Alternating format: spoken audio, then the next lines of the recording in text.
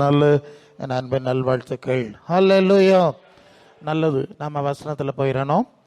மத்தேயு சுவிசேஷம் 6ஆம் அதிகாரம் 20-21 வசனங்களை படிக்கிறோம். மத்தேயு 6:20-21. பரலோகத்தில் உங்களுக்கு பொக்கிஷங்களை சேர்த்து வையுங்கள், அங்கே பூச்சியாவது திருவாவது திருடர் கண்ணமிட்டு திருடுவதும் இல்லை. அந்த வார்த்தை, உங்கள் பொக்கிஷம் எங்கே இருக்கிறதோ அங்கே தான் உங்கள் இருதயம் இருக்கும். சரிதானுங்களா? நமக்கு எதை முக்கியமாய் விசேஷமாய் பிரதானமாக நினைக்கிறோமோ அந்த காரியம் எங்கே வச்சுருக்கோமோ அந்த இடத்துல தான் நம்முடைய மனசு எங்கே போனாலும் மனசு அந்த பக்கம்தான் இருந்துக்கிட்டே இருக்கும். என் முன்னால் ஒரு உதாரணம் வருது. ஒரு பாட்டி ரொம்ப வயசாயிட்டாங்க, மரண படுக்கையில் இருக்கிறாங்க. பிள்ளைகள்லாம் காத்திருக்கிறாங்க, இவங்க இறந்துருவாங்க, நம்ம கடமையில் முடிச்சுட்டு போனோம் இல்லையா, அடுத்த சூழ்நிலைக்குன்னு வெயிட் பண்ணுறாங்க. ஆனால் பாட்டி இறக்கலை. அது என்ன ஒரு நேரம் முடியலை, இழுத்துட்டே இருக்கு. பரியாசம் பண்ணலை, நடந்த சம்பவத்தை சொல்கிறேன், வேடிக்கையாக இருக்கும். ஓகே. அப்புறம் அப்படி பார்த்தாரு, அந்த ஊரில் ஒரு தாத்தா இருந்தார். அவர் பார்த்தாரு, ஓ விஷயம் எப்படி இருக்கா அப்படின்னு நல்லா பார்த்தார். அவர் உடனே அந்த தாயாருக்கு மகனை கூப்பிட்டாராம். கூப்பிட்டு சொன்னார், இல்லை இந்த 10,000 சாவி எங்கே இருக்குது, 10,000 சாவி எங்கே இருக்குது, அது அங்கே இருக்குது, எங்கள் அம்மா ஒழிச்சு வச்சிருக்க ஒரு இடத்துல எனக்கு தெரியும். சரி எடுத்துகிட்டு வா. எடுத்துகிட்டு வந்தாச்சு. எடுத்துக்கொண்டு அந்த சாவியை கொண்டு அந்த பாட்டிக்கு கையில் கொடுத்து, கிளவி என்ன 10,000 சாவி, வெள்ளமாக பிடிச்சிக்க விட்றாத. அவங்க வெள்ளமாக பிடிச்சிக்கிட்டு அவளாம் கொஞ்சம் நேரத்தில் செத்து போன அவளாம். உங்களுக்கு புரியுதா சொல்லுது? மனசம்படம் 10,000 சாவியிலேயே அடிச்சுக்கிட்டு இருந்திருக்கு. அதை கொடுத்தவொடனே சரி ஆயிட்டு.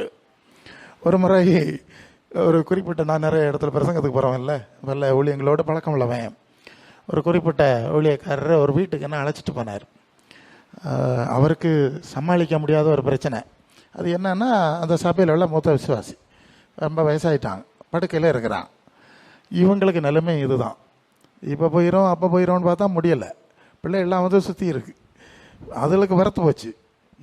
முடிச்சிட்டு போகலான்னு பார்த்தா முடியலை. என்னடா செய்யுதுன்னு பாஸ்டருக்கும் என்ன செய்யணும்னு தெரியாது. இவரும் ஜபிச்சு பார்க்காரு, அது பார்க்காரு, இளம்புறத குணமாக மாதிரியும் இல்லை, போகிறது மாதிரியும் இல்லை. ஸோ அப்போ நான் நிறைய வசனம் எல்லாம் பேசுவேன்.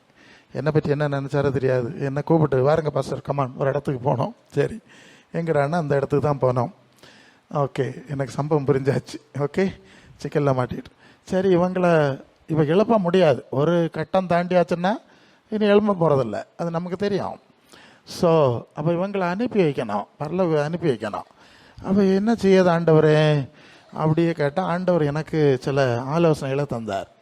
அப்போ பரலோகத்தை பற்றி செய்தி அவங்களுக்கு காது கேட்குது, படுத்திருக்காங்க, பேச எல்லாம் செய்கிறாங்க. லேசாக பேசுவான். தலையில் கை வச்சாச்சு, ஜோம் பண்ணியாச்சு, சில வார்த்தை சொல்கிறேன்னு சொல்லியாச்சு. பரலோகத்தை பற்றி சொன்னேன். பரலோகம் எப்படி இருக்குன்னு தெரியுமா, அங்கே உள்ள மேன்மை எப்படி தெரியுமா அப்படின்னு இப்படி ஒரு 1/2 மணி நேரம் பிரசங்கம் பண்ணியாச்சு. பண்ணிட்டு மீண்டும் அந்த ஆத்மாவை ஆண்டவர்கிட்ட ஒப்புக்கிறது ஜோம் பண்ணியாச்சு. ஜோம் பண்ணிட்டு வந்தாச்சு. அதுக்கு அடுத்த நாளாக காணும். மீண்டும் பாஸ்டர் கூப்பிடுவார், வாருங்க பாஸ்டர் போகணும், இன்னும் முடியலை, நல்ல கதை கேட்கணும். சரி.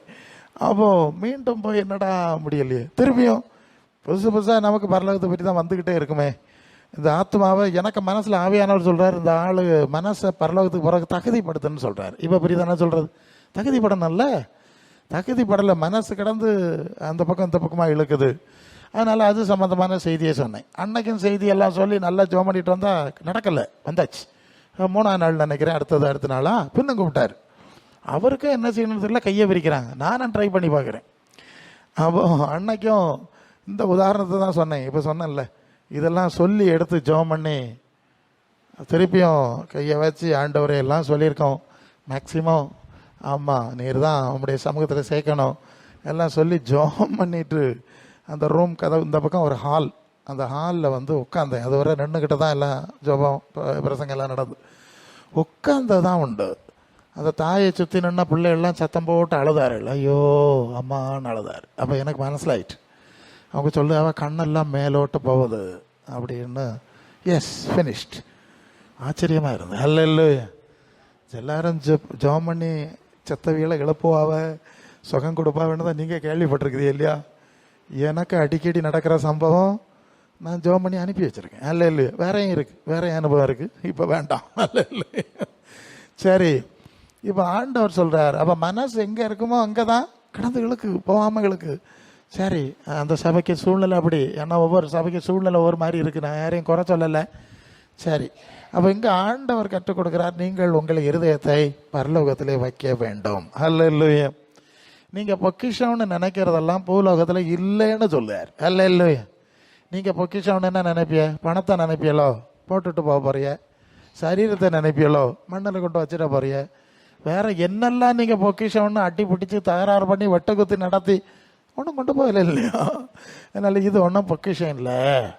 அது மார்க்கெட்டு 36 37 மனுஷன் உலகம் போது ஆதாயப்படுத்தினாலும் தன் ஜீவனை நஷ்டப்படுத்தினால் அவனுக்கு, ஜீவன்னா ஆத்மா, சோல் அப்படின்னு இங்கிலீஷில் இருக்கு.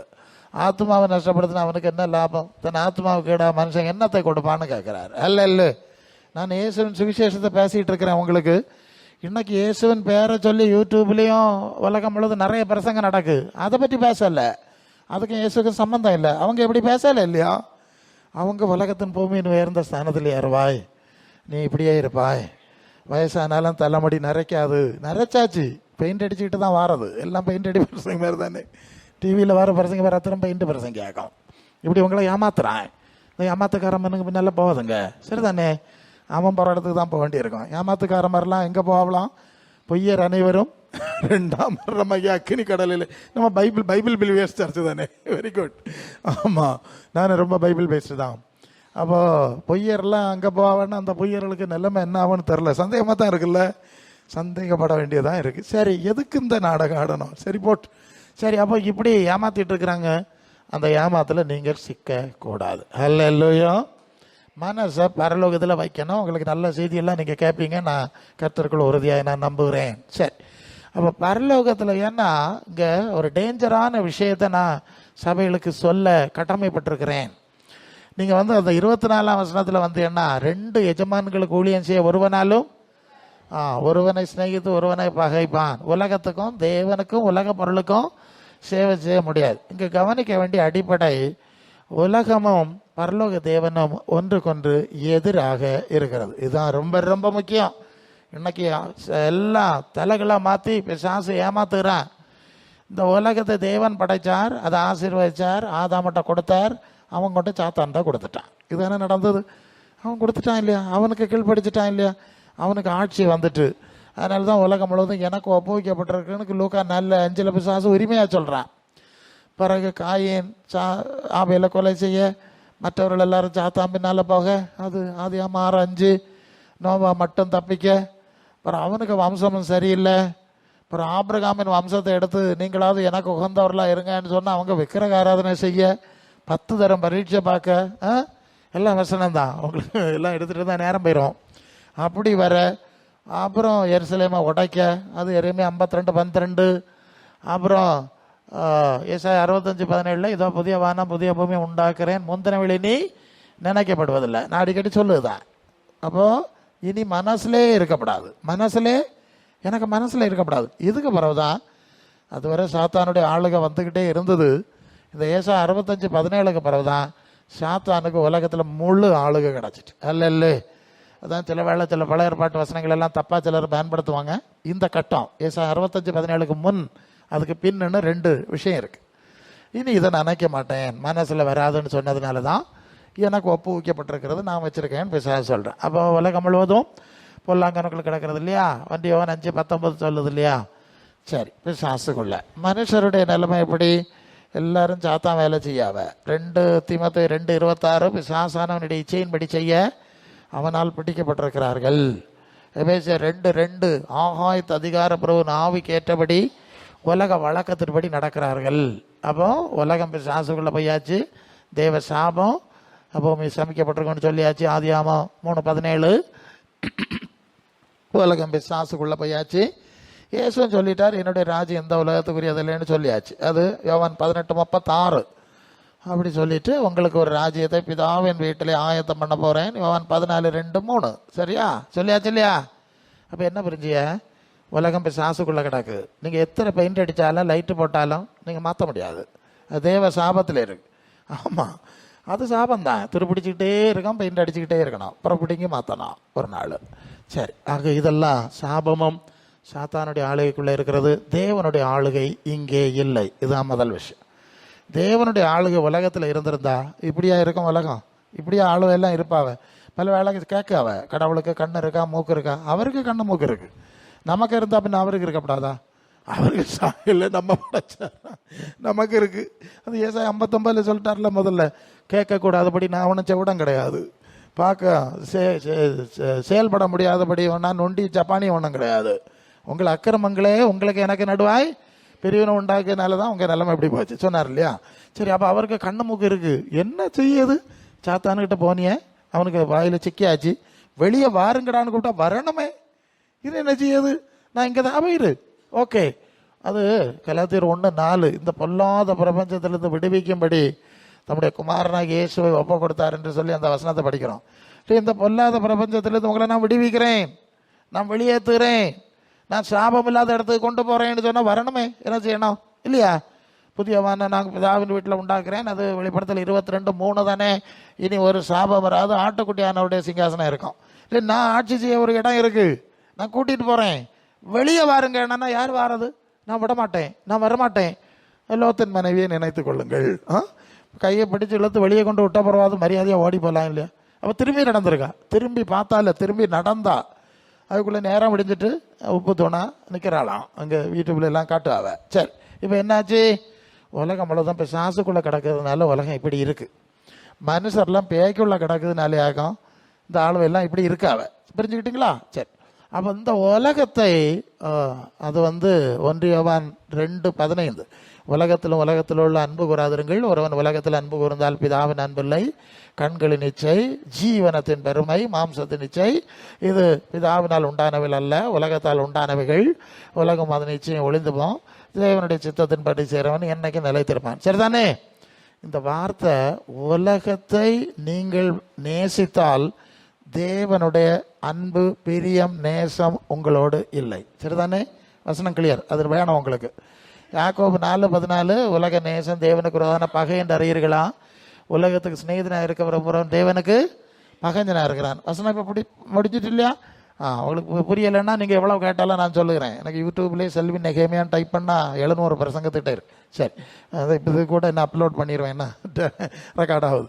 சரி, சாயங்காலத்துக்குள்ளே அப்லோட் ஆகிடும். சரி, அன்புக்குரியவர்களே, அப்போ உலகத்தை ஆசீர்வாதம்னு நினச்சி நேசித்து இது ஆசீர்வாதம்னு நினச்சா பரலோக தேவனுடைய எதிரிகளாய் மாறுகிறீர்கள். இந்த கருத்தை ரொம்ப பலமாக படிச்சிருங்க. இதுதான் இந்த சபையை பிசாசு கெடுக்கிற மிகப்பெரிய டேஞ்சர்.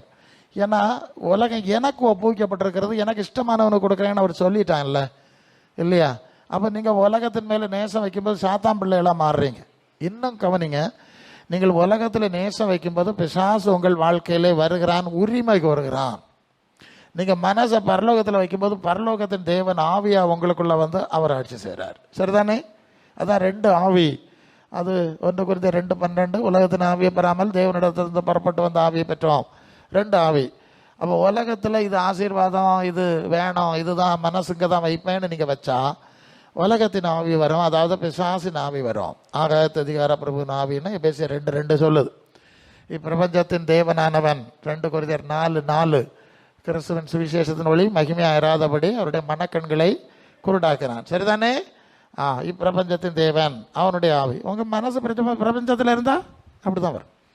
ரோமர் 12:2 இந்த பிரபஞ்சத்துக்கு ஏற்றபடி நீங்கள் வாழாமல் வேஷம் தெரியாமல் பரலோக தேவனுக்கு பிரியமும் நன்மையும் பரிபூர்ணமான சித்தம் என்னவென்று பகுத்தறியத்தக்கதாக உங்கள் மனம் புதிதாகி மர்வமாகணும். பிரபஞ்சத்துக்கு ஏற்ப சிந்திக்கப்படாத சாத்தானுக்குள்ளே இருக்கு. பரலோக தேவனுக்கு எது பிரியம் என்று சிந்திக்கக்கூடிய மனசுக்கு மனசை பரலோகத்தில் வச்சாதான் பரலோக ஆவி கிடைக்கும். அதுதான் விஷயம். பரலோக ஆவி வேணும்னா மனசை பரலோகத்தில் வைக்கணும், பூலோக ஆவி வேணும்னா மனசை பூலோகத்தில் வைக்கணும். ஈஸி தானே? மத்தேயு 4:17 அது முதல் இயேசு மனந்திருமகள் பரலோக ராஜ்யம் சமீபம் என்று பிரசங்கம் பண்ண தொடங்கினார். அப்போ பரலோக ராஜ்யத்தை பற்றி பிரசங்கம் பண்ணினால் பரலோக ராஜ்யத்தின் விசுவாசத்தை உள்ளவர்களாக ஏற்றுக்கொண்டு ஆண்டவருக்கு பின்னால் வந்தால் பரலோக ஆவி கிடைக்கும். பூலோகத்தின் உயர்ந்த ஸ்தானங்கள் பற்றி பிரசங்கம் பண்ணினால் அதை ஏற்றுக்கொண்டு நீங்கள் அப்படியே கோபுரமா கூடாரமா வீடா வாசலா எல்லாம் சொல்லவே இல்லை, அப்படி வந்தால் உலகத்தின் ஆவி கிடைக்கும். இப்போ சரிதா? உங்களுக்கு புரியும்படி சொல்லணும் இல்லையா? நான் சபைக்கு சொல்லணும். தேவன் சபையை ஏற்படுத்தினார். எதை ஏற்படுத்தினார்? சபை. அது எங்கே இருக்குன்னா, அப்போ 1 கொரிந்தியர் 12:28 முதலாவது சபையிலே முதலாவது அப்போஸ்தலர், தீர்க்கதரிசிகளை, மேய்ப்பர்களை ஏற்படுத்தினார். அதுக்கு பிறகு வரங்களை, குணமாக்கும் வரங்கள், வல்லமைகள், ஆளுகைலாம் எங்கே ஏற்படுத்தினார்? சபையில். எங்கே? சபை. இங்கே தான் அப்போஸ்தலர், தீர்க்கதரிசி அஸ்திபாரம். எபேசியர் 2:20 அப்போஸ்தலர், தீர்க்கதரிசி அஸ்திபாரம், கிறிஸ்து மூலக்கல். அதுக்கு மேலே நீங்கள் வீடாய், மாளிகையாய், வாசஸ்தலமாய் ஆவியினாலே கட்டப்படுகிறீர்கள். எபேசியர் 4:11 சொல்லுது, கிறிஸ்துவ நிறைவான வளர்ச்சி நிலவுவதற்கு பூர்ண புருஷாகுவதற்கு தான் இந்த சபையை வைத்து ஊழியக்காரில் ஏற்படுத்தினார்னு அப்படியே போகுது. எல்லாம் சொல்லிட்டு தான் நேரம் போயிடும். இதுக்கு பேர் என்னது? சபை. இதுக்கு பேர் என்னது? சபை. கிறிஸ்துவின் சரீரமாகிய சபை. பாவியா உள்ள வந்து பரிசுத்தவானாய் இயேசு போல மாறி அங்கே பரலோகத்தில் கொண்டு சேர்க்குது. இதுக்கு பேர் சபை. சரியா? இனி வேற கொஞ்சம் இடங்கள் இருக்கு. அதுக்கு பேர் கூடாரம். என்ன கூடாரமா? தேவனுடைய கூடாரமா? தேவனுடைய வாசலா? எழுதி போட்டுருங்க வாசல். நான் எல்லா இடத்துக்கும் ஒளியத்தில் ஒரு இடம் சுத்திரம் இல்லை. வாசல், ஜபகோபுரம். சரி, போட்டு பாவம். வாசல். வாசல்னா என்னது? இது வானத்தின் வாசலா? அது எங்கே இருக்கு? வானத்தின் வாசல் எங்கே இருக்குன்னு தெரியுமா? ஒன்று சொல்லு. 1 கொரிந்தியர் 3:16 தானே? அது என்னது? நீங்கள் தேவனுடைய ஆலயமாக இருக்கிறீர்கள், தேவனுடைய ஆவி உங்களை, நீங்கள் தேவனுடைய ஆவால். அப்போ நீங்கள் தேவனுடைய ஆலயம்னா வாசல் எங்கே போடணும்? ஐடியா இருக்கா? நம்ம தேவனுடைய ஆலயமுங்க. முதலாவது நம்ம தேவனுடைய ஆலயம். ரெண்டாவது 2 பேர் இந்த தேவனுடைய ஆலயமாகிய பரிசுத்த ஆவியினால் நிரப்பப்பட்ட 2 பேர் 3 பேர் எங்கே கூடியிருக்கிறீர்களோ அது ஆலயம். அது சபைன்னு சொல்லிட்டேன். சரியா? அப்போ ஒன்று நம்முடைய ஆத்மா தான் ஆலயம்னா வாசல் எங்கே போடணும்? ஒரு 150 கிலோமீட்டருக்கு அந்த பக்கம் போடணுமா? சரி, சபையில் தான் சபையை ஏற்படுத்தினார். சபை நடுவில் உலாவுகிறார். எல்லாம் வசனம் படிச்சிருப்பீங்க. அப்போ இந்த சபைக்கு வாசல் இதில் தானே போடணும், வேறு இடத்துக்கு போடக்கூடாதுல்ல? தூரத்தில் போட முடியுமா? என்ன சொல்கிறீங்க நீங்கள்? இது ஏமாத்து தரத்தை நீங்கள் புரிஞ்சு விட்டால் நல்லது. அதெல்லாம் வாசல் கிடையாதுங்க.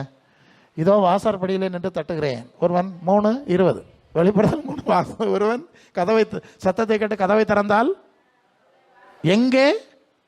நான் அவனுக்கு உள்ளே, அவனுக்கு அவனோட அவனுக்குள்ளே. அப்போ வாசல் எங்கே போடுதுன்னு கேட்கேன். சொல்லுங்க. இந்த வாசலை அடைச்சி பூட்டு போட்டுக்கிட்டு நீங்கள் வண்டிங்க அரை கோபுரம் கொட்டாரம்னு சொத்துனா என்ன நடக்கும்? அதை திறந்த வாசல், இது பூட்டின வாசல். ஆமாம், உனக்கு இருதயத்தை பூட்டிட்டு காரம் வண்டி எடுத்துக்கிட்டு திறந்த வாசல் அங்கெல்லாம் திறந்து கிடக்கான். எப்படியா?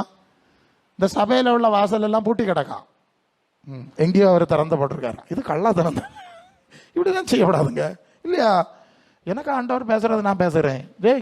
இந்த ஆளெல்லாம் பிறக்குக்கு முன்னாலே சபைகள் இருக்கு, நடந்துகிட்டு இருக்கு. பிறதானே இவரே ஒரு பிரசங்க யார் போய் ஜோம் பண்ணி அது ஒரு கதை போகலை.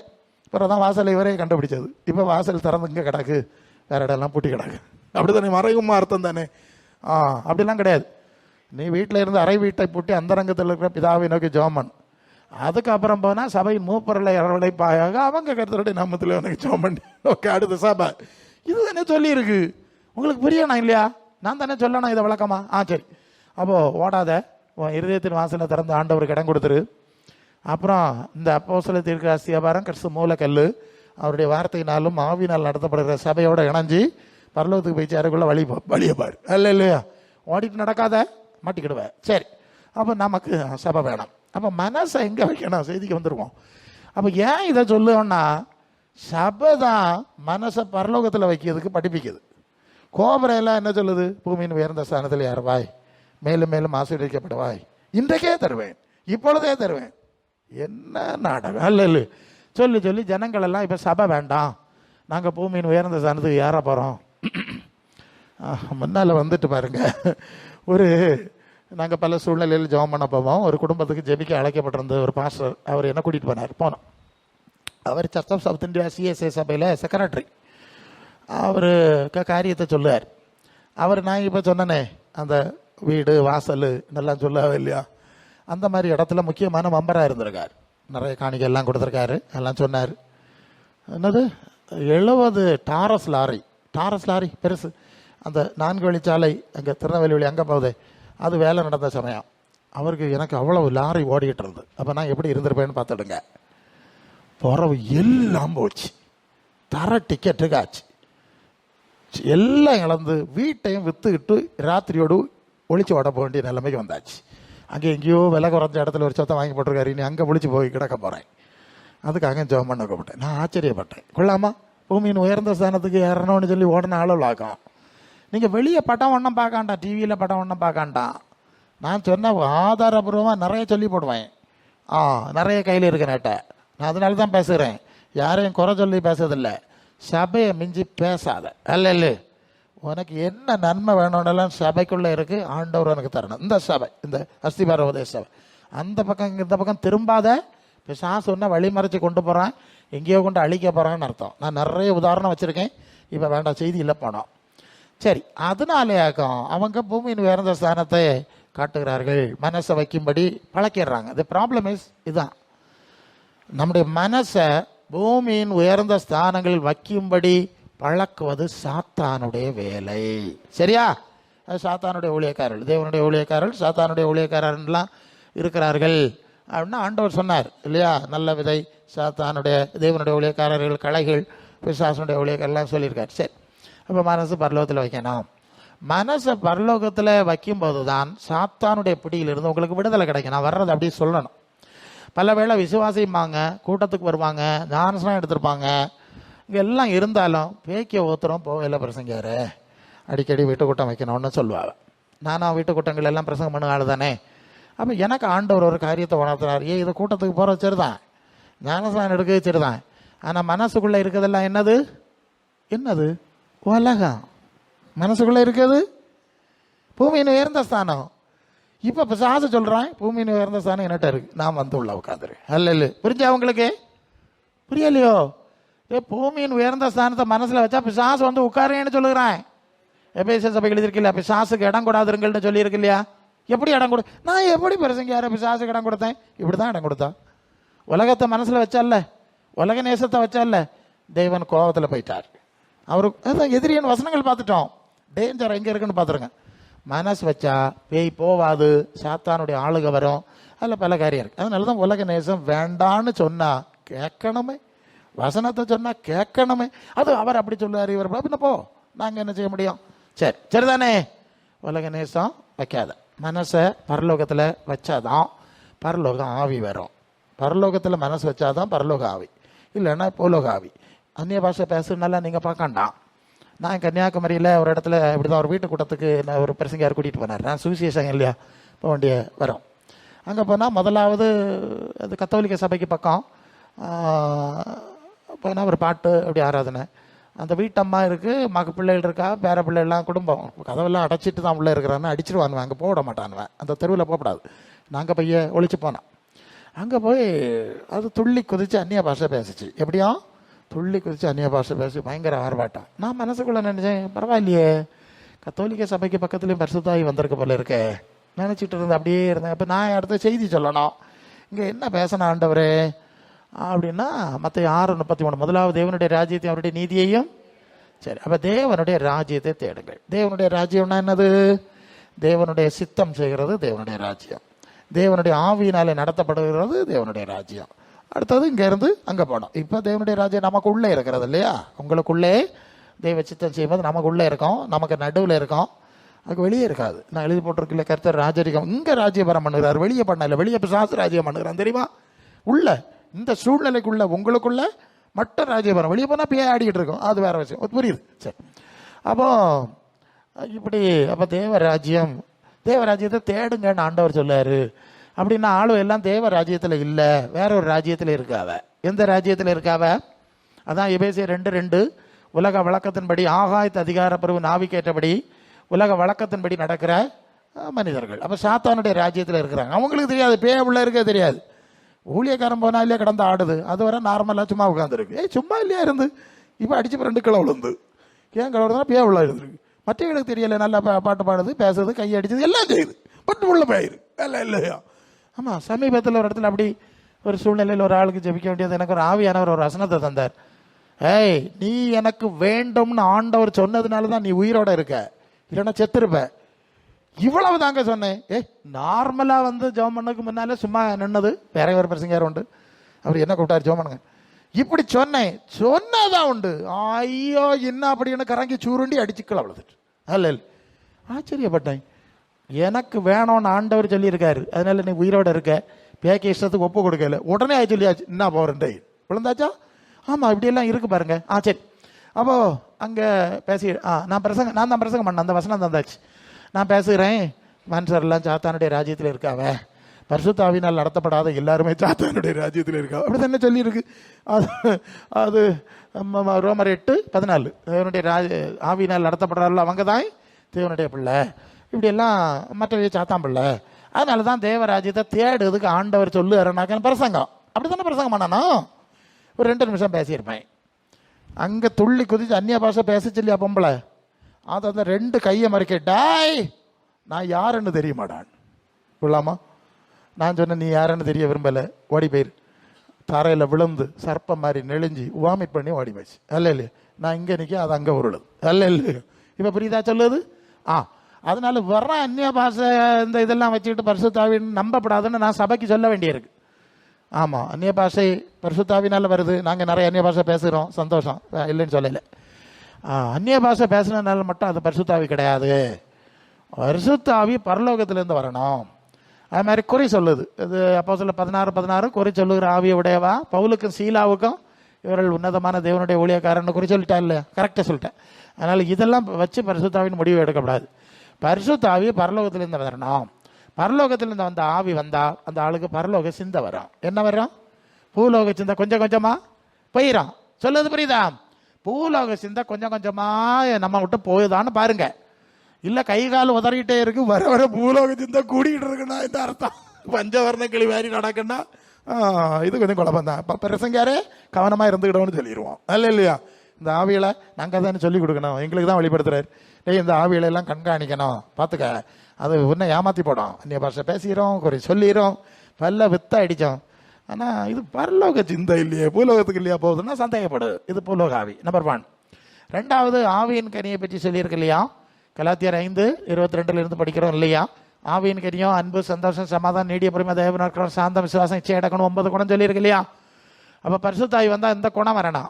கை கால் உதறதெல்லாம் இருக்கட்டு, இந்த குணம் வரணுமே, அதுலேயே விஷயம். அது ஆவியின் கனின்னு போட்டிருக்கு. இதில் அந்நிய பாஷையை சொல்லலை.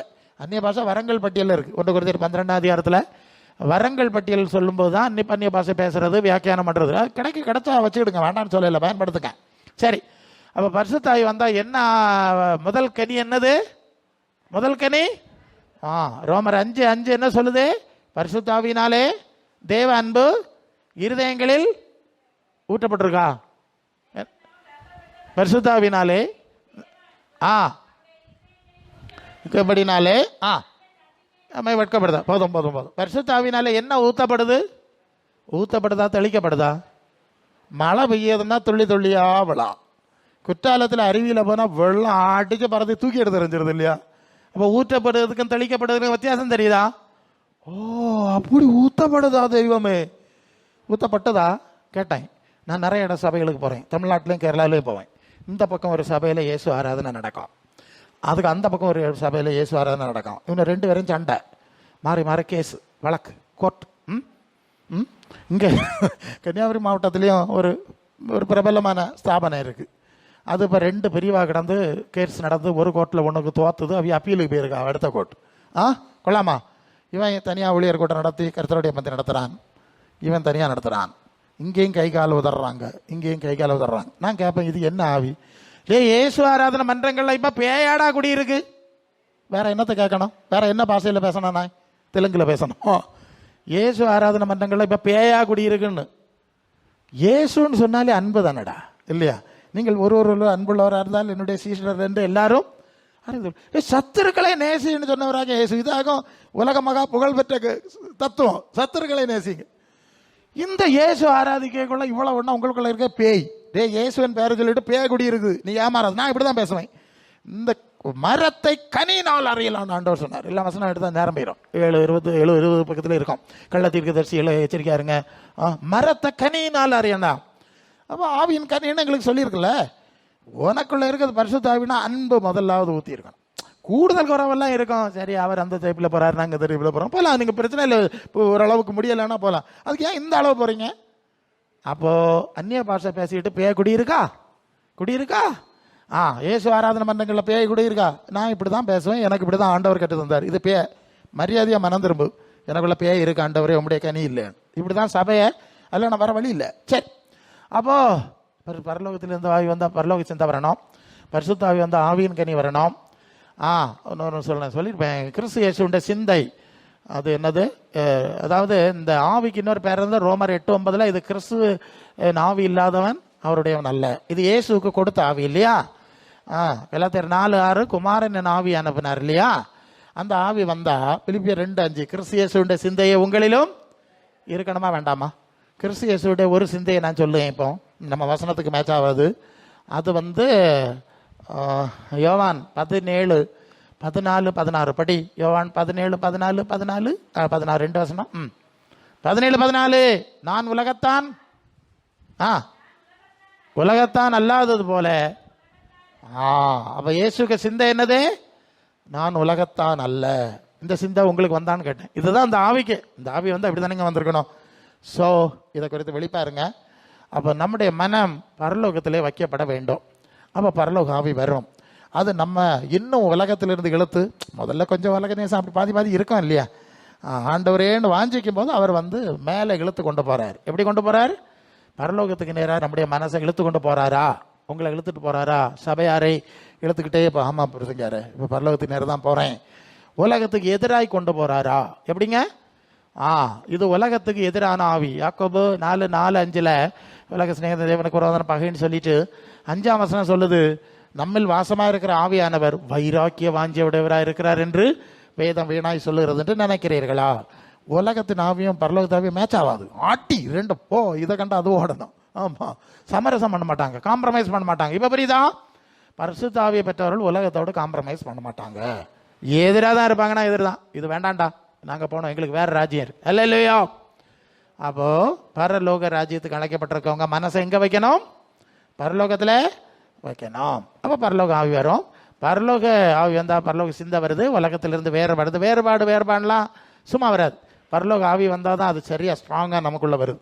மற்றபடியும் நான்லாம் பரலோக பரிசுத்தாவி போடுறதுக்கு முன்னாலே எல்லாமே எனக்கு ஆண்டவர் தந்துட்டார், அது ஒன்று. அப்புறம் ரொம்ப ஸ்ட்ராங் ஆகிட்டு ஹல்லேலூயா. சரி, இந்த அனுபவம் உங்களுக்குள்ளே இருக்கான்னு பார்த்துருங்க. சரி, அப்போ பூலோகத்தில் இருந்து மனசை மாற்றியாச்சு. மாற்றி எங்கே வைக்கணும்? கொலோசியர் 3:1-2 நீங்கள் கிறிஸ்துவுடனே கூட எழுந்ததுண்டானால் கிறிஸ்து தேவனுடைய வலது பாசத்திற்கு மேலானவைகளை தேடுங்கள், பூமிக்குரியவளை அல்ல. அவ மனசை பரலோகத்திலே வச்சு விசுவாசின்னு சொன்னால் இதுதான் விசுவாசி. மனசை பரலோகத்தில் வைக்கிறவர்கள். இந்த பூமிக்குரிய கச்சடைக்கா வாடுகளுக்கு பெறலாம் விசுவாசி கிடையாது, அது பன்னிக்குட்டிகள் அல்ல இல்லையா? பன்னிக்குட்டிகள் அங்கே எங்கே சுற்றி நடக்கும், ஆட்டுக்குட்டிகள் அப்படி போகுமா? அதுக்கு அவசியமானதை எடுத்துக்கிட்டு அது போயிட்டே இருக்கும் அல்ல இல்லையா? அப்போது மண்ணானவன் எப்படி அது கொரிந்தியர் 15:48 மண்ணானவன் எப்படிப்பட்டவனோ மண்ணானவர்களும் அப்படிப்பட்டவர்கள், வானத்துக்குரியவர் எப்படிப்பட்டவரோ வானத்துக்குரியவர்களும் அப்படிப்பட்டவர்கள். சரிதானே? இப்போ புரிஞ்சுட்டுல மண்ணானவன் மாதிரி யாரு, வானத்துக்குரியவர்? ஓகே, வசனம் போதும். அப்போ மனசை பரலோகத்தில் வைக்க வேண்டும், பூமியில் வைக்கக்கூடாது என்பது முக்கியம். அப்படி வச்சா இன்னொரு வசனம் இருக்குல்ல, எபேசியர் 2:7 உன்னதங்களில் அவரோடு கூட உட்காரவும் செய்தார். இப்போ இங்கே உலகத்தில் எலும்பு சதை தான் இருக்கு, மனசு அங்கே இருக்கு, அதான் அதுக்கு பொருள். ஸோ இந்த அனுபவம் ரொம்ப முக்கியம். இது அஸ்திபாரம், இதுதான் சபையினுடைய அஸ்திபாரம். இது இருக்குதுங்களா? இல்லைன்னா திருத்திடுங்க. அதுக்கு எதிரான எந்த சூழ்நிலையும் போகாது. போனால் என்ன நடக்கும்னா நீ பரலோகத்துக்கு போக முடியாமல் ஆயிரும். என்ன சொல்லுதிய?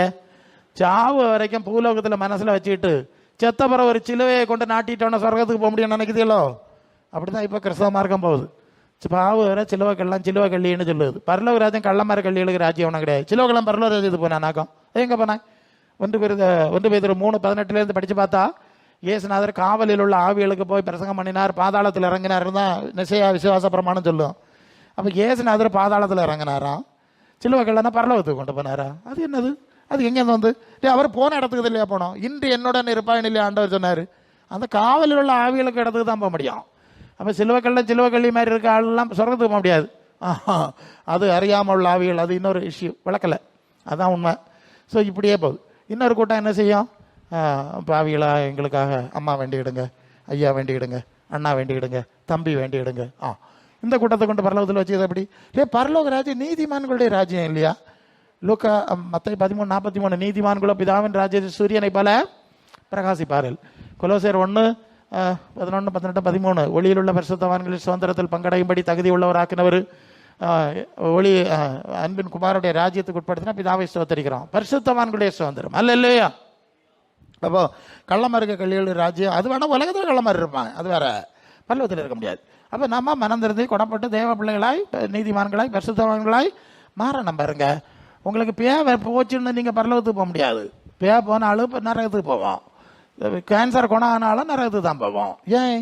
அது மற்ற 7:21 சொன்னார் இல்லையா? பிதாவின் சித்தப்படி செய்கிறவனே பரலோகத்துக்கு போவான். விரட்டினவன் இதெல்லாம் செஞ்சவன் எல்லாம் செஞ்சே நல்லதுதான். இனி மனந்திரம் இல்லையே, குணப்பட இல்லையே, பரலோகத்தில் மனசு வைக்க இல்லையே. பரலோகத்தில் மனசு வைக்காத அப்படின்னா பரலோகத்துக்கு வருவா? நீ பூலோகத்தில் தானே மண்ணுக்குள்ளே போ. இன்னொரு ரகசியம் சொல்கிறேன், ஒரு ரகசியம் முன்னால் வருது. அது என்னன்னா, பரலோகத்திலிருந்து வந்த பரிசுத்த ஆவியினால் நடத்தப்படுகிற தேவ பிள்ளைகள், ரோமர் 8:14 இல்லையா? அவங்க தேவ சாயல், புதிதான ஆவி உள்ளவர்களாகி தேவ சாயல் அடைகிறார்கள் என்று எபேசியர் 4:22 அங்கே படிக்கிறோம். சரியா? இப்படிப்பட்டவர்கள் எல்லாம் கண்ணை மூடும்போது, கவனிக்கிறீங்களா? ஒரு ஆழமான செய்தி சொல்றேன். இப்படி பரலோகத்திலிருந்து வந்த பரிசுத்த ஆவியினால் நடத்தப்பட்ட ஆத்துமாக்கள் கண்ணை மூடும்போது இந்த உலகத்திலிருந்து மேலே இழுக்கப்பட்டு 3ஆம் வானத்துக்கு போவாங்க. எங்க போவாங்க? 3ஆம் வானத்துல தான் இப்போ பரதீஸ் இருக்கு. சரிதானே? அது 2 Corinthians 12 படிக்கிறோம்ல. 3ஆம் வானத்துக்குள்ளே பவுல் பரதீசுக்குள் போய் வார்த்தைகளால் விவரிக்க முடியாத காரியங்களை கண்டான், கேட்டான். சரி, அந்த இடத்துக்கு போவாங்க. அப்போ இங்கே யார் போனா? ஏனோக்கு தேவனோடு சஞ்சரித்து எடுத்துக்கொள்ளப்பட்டான்ல, அவன் இந்த இடத்துக்கு தான் போனான். அப்படிதான் அந்த வசனங்களை நாங்கள் மேட்ச் பண்ணணும். எலியா பரலோகத்துக்கு போகல, அந்த 3ஆம் வானத்துக்கு போனாங்க. அதான் ஏனோக்கு. எலியா சுழல் காற்றினால ஏறி போனான் இருக்குல்ல, இந்த 3ஆம் வானத்துக்கு தான் போனாங்க. ஏன்னா பவுல் அங்கே போயிருக்காருல்ல. ஸோ அந்த பாசிபிலிட்டி சரியாது.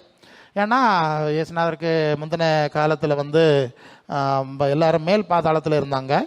அப்புறம் எபேசியர் 4:8 அங்கே வரும்போது சிறைப்பட்டவர்களை சிறையாக்கி உன்னதத்துக்கு ஏறி வரங்களை 8 ஆதலால் அவர் உன்னதத்துக்கு ஏறி சிறைப்பட்டவர்களை சிறையாக்கி மனுஷர்களுக்கு வரங்களை அளித்தார். ஏறினான் என்பதனாலே அவர் முன்னே தாழ்வடங்களில் இறங்கினார் என்று விளங்குகிறதல்லவா? ஒரு ஆழமான விஷயம். மேல் பாதாளத்தில் தான் பழைய ஏற்பாட்டு நீதிமான்கள் இருந்தாங்க. இயேசு அங்கே போனார், சிலுவையில் அறையப்பட்டு ஆத்மாவில் போனார்.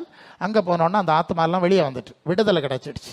விடுதலை கிடைச்சதுனால தான் இயேசு சிலுவையில் அறைஞ்சவொன்னா கண்மலைகள் பழந்தன, கல்லறைகள் தரமுண்டன, பரிசுத்தவான்களுடைய சரீரங்கள் இழந்தது.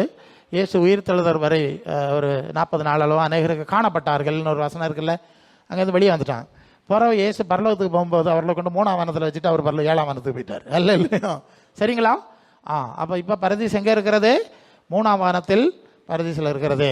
அப்போ பரலோகத்திலிருந்து வந்த ஆவியினால் நடத்தப்படுகிறவர்களை அந்த ஆவி இழுத்து 3ஆம் வானத்துக்கு கொண்டு போயிடும். எலியாவை சுழல் காற்று இழுத்துட்டு போச்சுல்ல, மேலே இழுத்துட்டு போச்சுல்ல, பிரிஞ்சில்ல.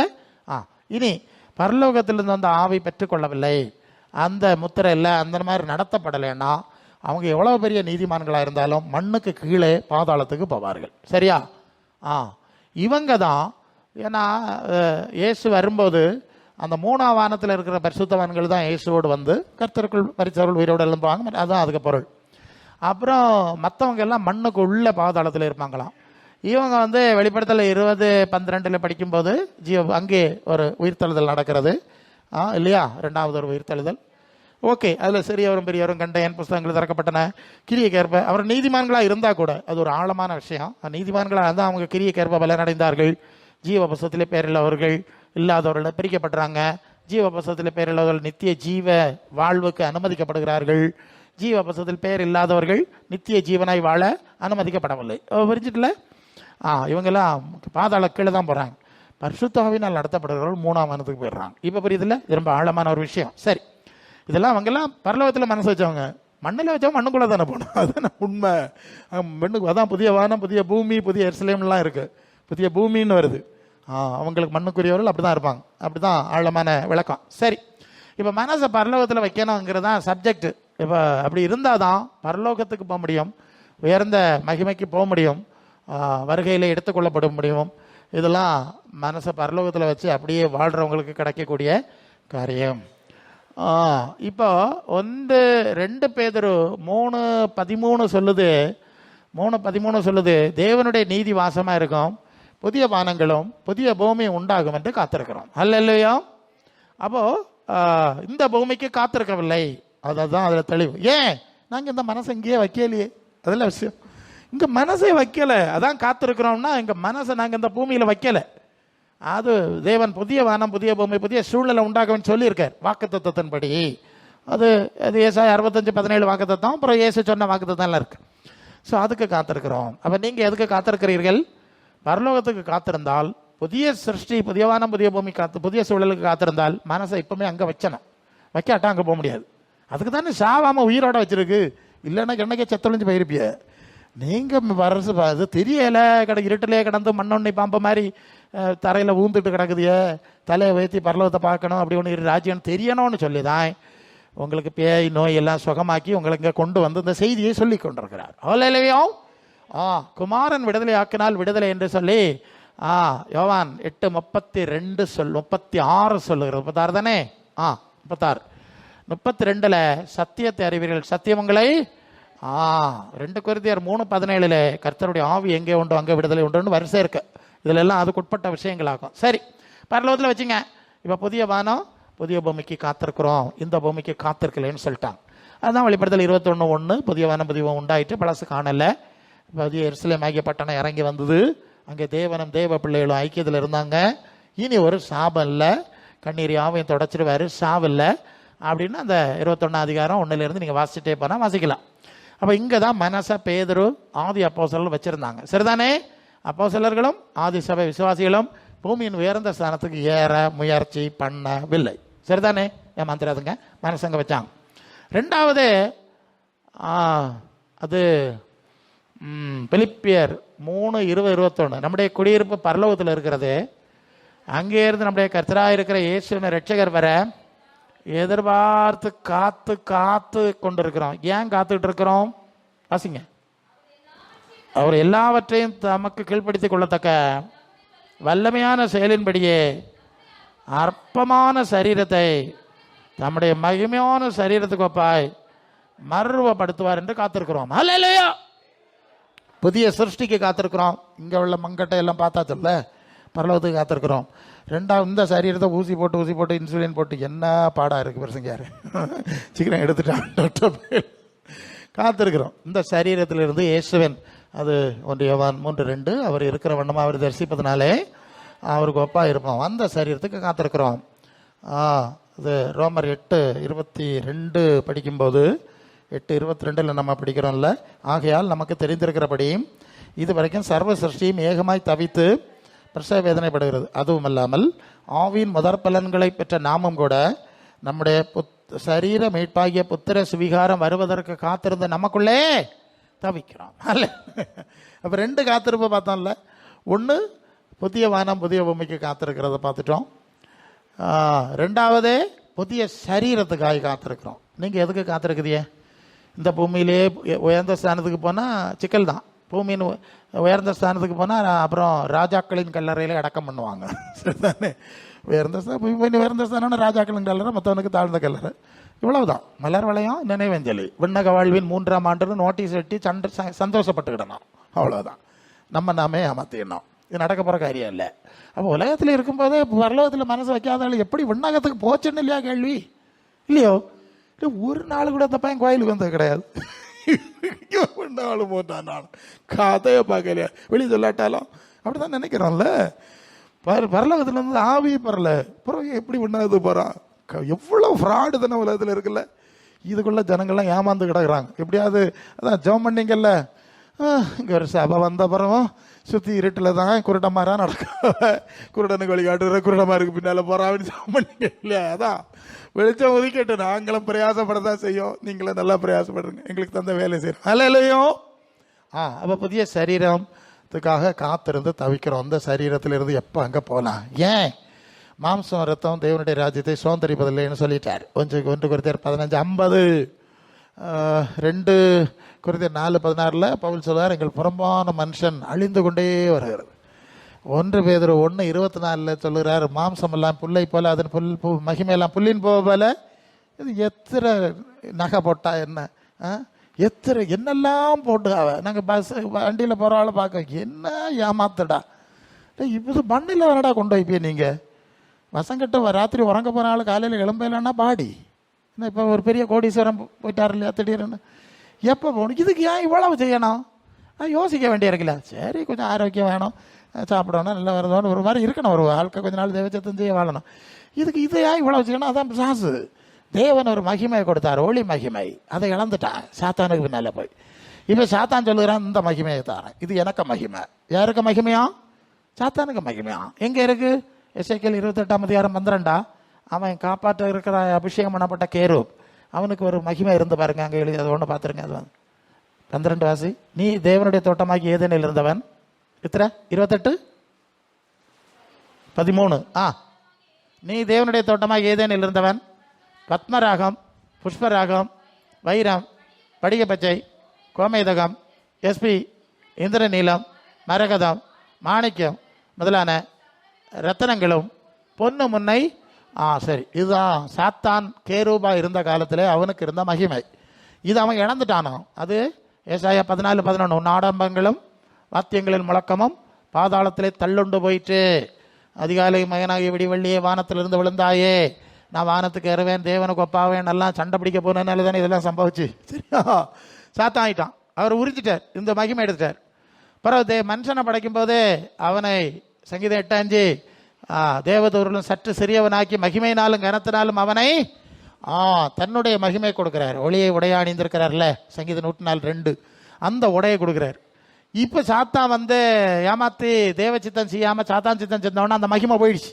அதான் கண்ணு குருடம் மாறவனும் படைக்கல, பழம் பார்க்கறதுக்கு இன்பமாக இருந்தெல்லாம் எழுதியிருக்கல, இந்த மகிமை போயிடுச்சு. பிறதான் வேற மகிமை தேடுறான். அப்புறம் சாத்தான் சொல்கிறான், ஓஹோ மகிமை போயிட்டுன்னு சங்கடப்படுறீங்களா, நான் வேற ஒரு மகிமை சொல்லி தரேன். பண்டு எனக்கு இருந்த அந்த மகிமை அது இந்த உலகத்திலே இருக்குது, ரத்தனங்கள்லாம் இருக்குல்ல, கற்கள் பொன்னெல்லாம் இருக்குல்ல, இதை வச்சு மகிமை உண்டாக்குங்க. எப்படியா? தேவன் கொடுத்த மகிமை இழந்துக்கிட்டு இப்போ சாத்தான் வேற மகிமையை செய்து அதான் உலகத்தில் போட்டு அவன் ஏமாத்திட்டு இருக்கிறான். ஆண்டவர் சொல்ல இல்லையா, மடப்பா எவ்வளோ, நான் சொல்லுவது கேளுங்க. வெளிப்படுத்தல் 3:5, ஜெயங்கள் அவனுக்கு வெண்வஸ்திரம், சரி நான் திருப்பி அந்த மகிமையை தாரேங்கிறார்.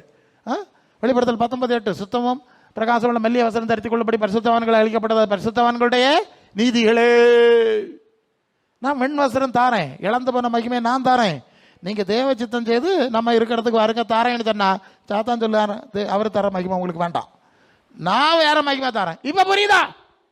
இது பேய் கொடுத்த மகிமை. நான் விளக்கமா சொன்னா நேரம் இல்லை, எனக்கு பைபிள் ஸ்டடி வந்துகிட்டே இருக்கும், எவ்வளவு வேணாலும் கேட்டால் பதில் தரேன்.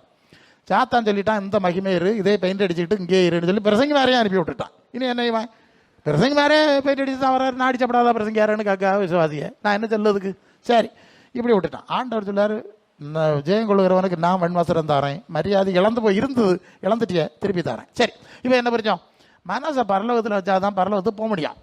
மனசை பரலோகத்தில் வச்சாதான் அந்த புதிய சரீரம் இல்லையா, பூமியில் வச்சா எதானே பெயிண்ட் அடிப்பியே, அங்கே போனான்னு தான் புதிய இயேசுக்கொப்பான சரீரம் கிடைக்கும். அவன் அந்த காரியம். அப்புறம் இந்த மகிமை சொல்லிட்டேன், பரலோகத்தில் வச்சா இந்த மகிமை, பூலோகத்தில் வச்சா இந்த மகிமை, 2 மகிமையும் புரியுதில்ல? ஆமாம். ஜெயங்கொள்ளுகிறவன் எவனோ அவனை 3:21 வெளிப்படுத்தல், நான் ஜெயங்கொண்டு பிதாவாகிய தேவனுடைய வலது வாசத்தில் இருக்கிறது போல என்னோட கூட இருக்கும்படி அருள் செய்வேன். சரியா? எங்க? பரலோகத்தில். யாருக்கிட்ட? ஆண்டவர்கிட்ட. சொல்றான், இல்லை நான் ஒன்ன பெரிய தலைவன் பிரதமராக்குறேன், அதிபராக்குறேன், கடைசியில் துப்பாக்கி சூடெல்லாம் குண்டெல்லாம் அடிச்சு ஒன்ன பூத்து எரிப்பானுவேன், இல்லைன்னா மண்ணில் வைப்பானு. இதுதானே இங்கே நடக்குது. வைப்பேன்னு சொன்னா வச்சாய், அப்புறம் கடைசியில் கட்டையில் வச்சுட்டு அடிங்கல, வானத்தை தூக்கி அடிங்க.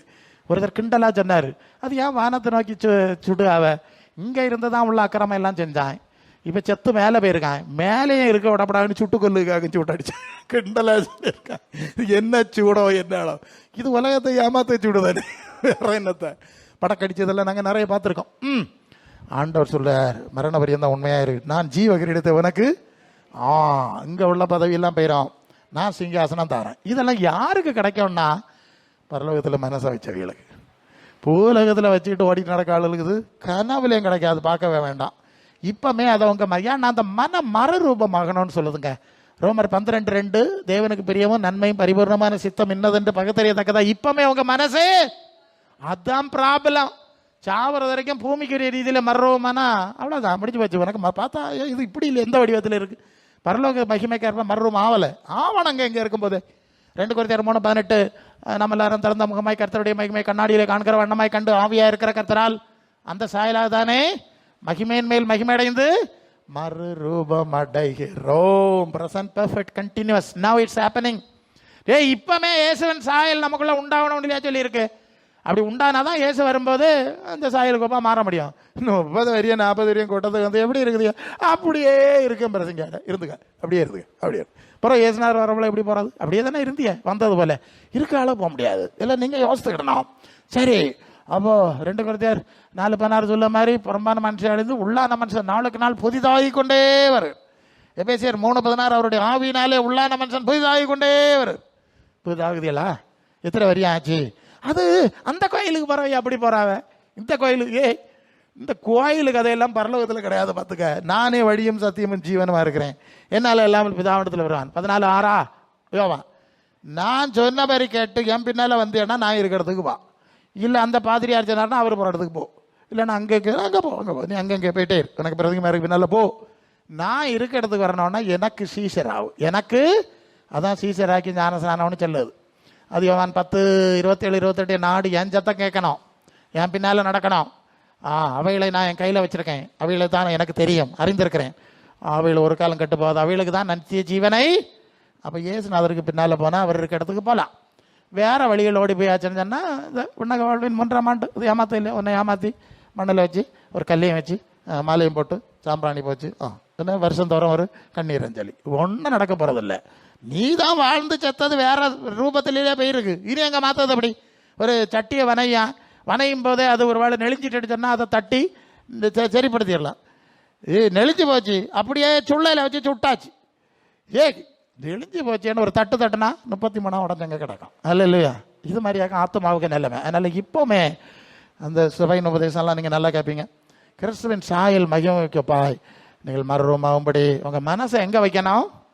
முதல்ல மனசை அங்கே வச்சாதானங்க இதெல்லாம் நடக்கும். முதல்ல அங்கே வச்சா மிச்ச காரியம் அவர் கொஞ்சம் கொஞ்சமாக ஆண்டவர் எனக்கு உதவிச்சியான்னா எங்களுக்கு அப்படி தந்தார். ஸோ நீங்கள் செய்வீங்களா? இதுக்கு பேர் தான் சபை. உலகத்தோட ஊரோட ஒத்து வாடி நான் நேரம் சொன்னால் ராஜாக்களின் கல்லறையில் வச்சேக்கும் சபையாகவே இல்லை. அல்லாமல் பூமியின் வேறு நான் பெரிய ஆசீர்வதிக்கப்பட்டிருக்கு. என்னத்துக்கு இருந்தன்னத்துக்கு மண்ணு தானே கடைசியில். நான் ஒரு ஜிம்மு பக்கத்தில் அப்படி போயிட்டு இருந்தேன். அது உடம்பெல்லாம் அப்படி முறைக்கி பயங்கரமாக பட்டம் போட்டு நான் இப்படி பார்த்தேன். இப்போ இந்த ஆளை வச்சனானா பெரிய பெட்டி வாங்கணுமே தெய்வமே. ஆமாம், இவ்வளவு தின்னு கரையெல்லாம் குளத்து பெரிய சின்ன ஆளுக்கு சின்ன பெட்டி. எனக்கு மனசில் தோணுதே சொல்லு, பெரிய ஆளுக்கு பெரிய பெட்டி. இவ்வளவு தான் இங்கே பார்த்துக்க. அதனால் மனசை பரலோகத்தில் வை. மனம்தான் ஆத்மா, மனம்தான் உள்ளான மனுஷன். அது கிறிஸ்துவன். அப்போ அந்த ஆவி வந்துடும், கிறிஸ்துவன் சிந்தை வந்துடும், வானத்துக்குரியவருடைய இது வந்துடும்.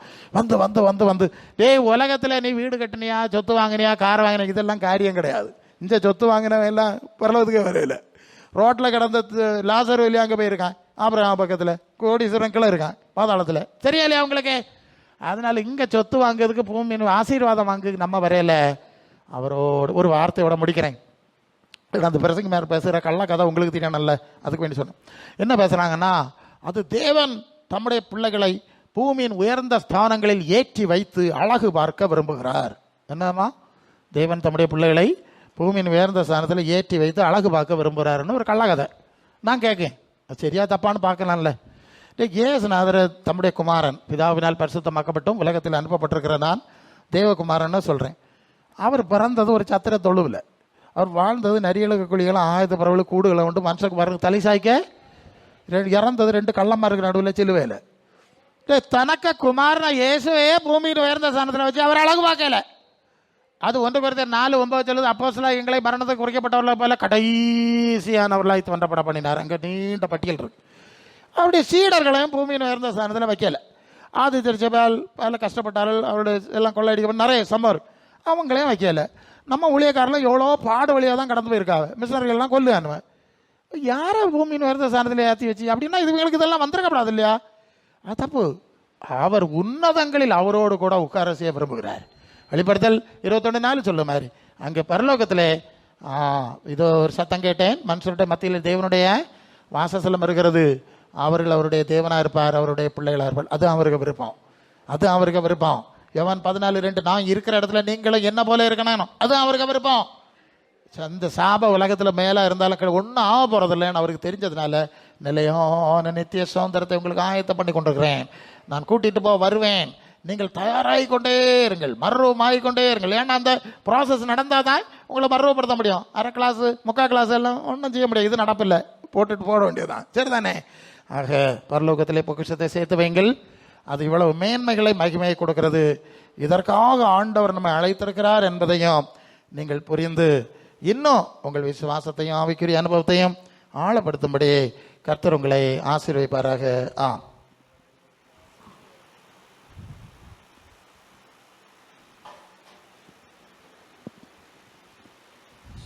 நாட்டில்